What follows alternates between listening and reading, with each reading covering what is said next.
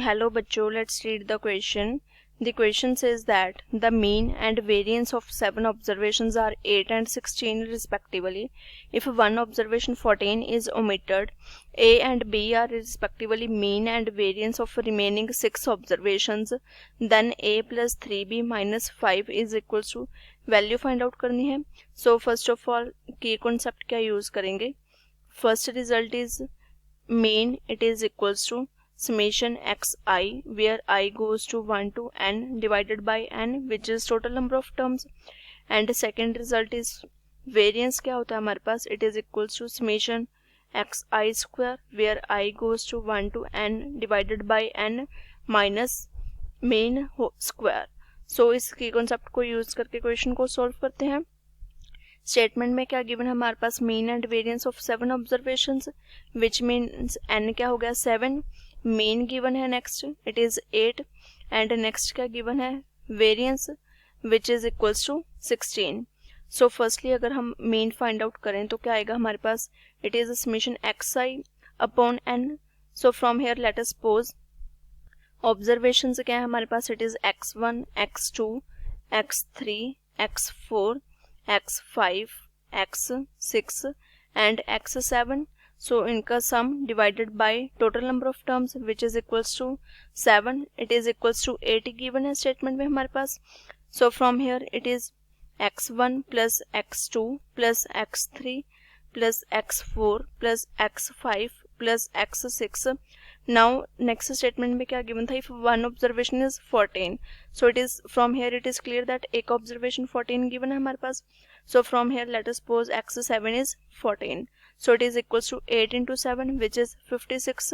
so now from here value क्या आ जाएगी, x1 plus x2 plus x3 plus x4 plus x5 plus x6, it is equals to 56 minus 14 which is 42.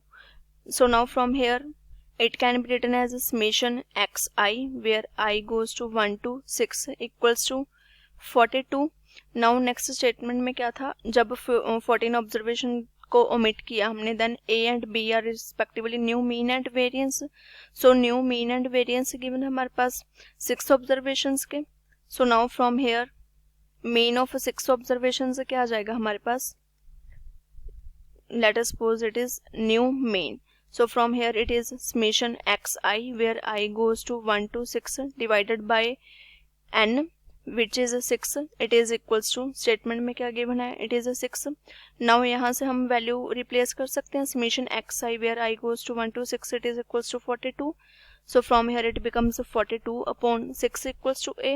so from here a की value क्या आ गई हमारे पास, it is equals to 7. New mean आ गया हमारे पास 7. अब वेरिएंस फाइंड आउट करते हैं. फर्स्टली ओल्ड वेरिएंस क्या है हमारे पास, जो 7 ऑब्जर्वेशन का है it is 16. So now firstly variance, old variance क्या है हमारे पास, it is summation xi square where I goes to 1 to 7 divided by 7 minus mean square. Mean क्या गिवन था हमारे पास, it is 8. So from here it is 8 square.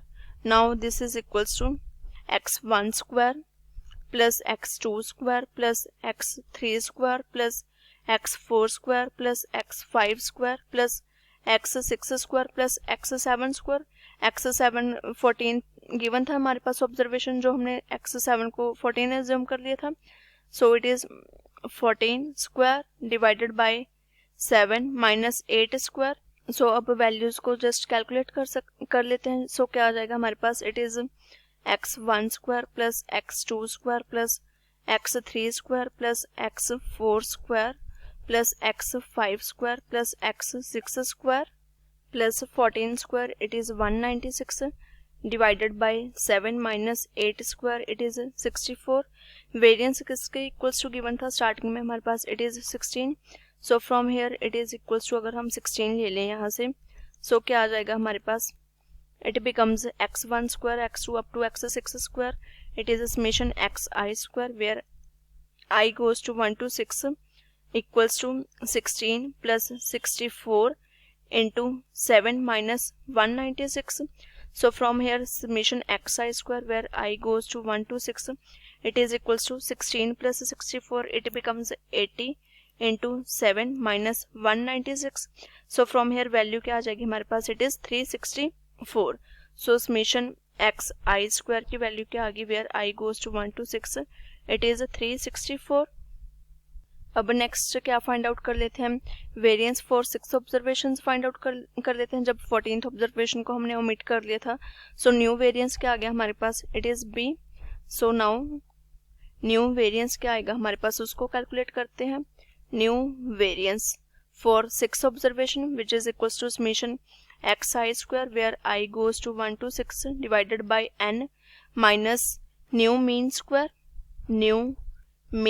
Square which is equals to b. Statement में b के equals to given है.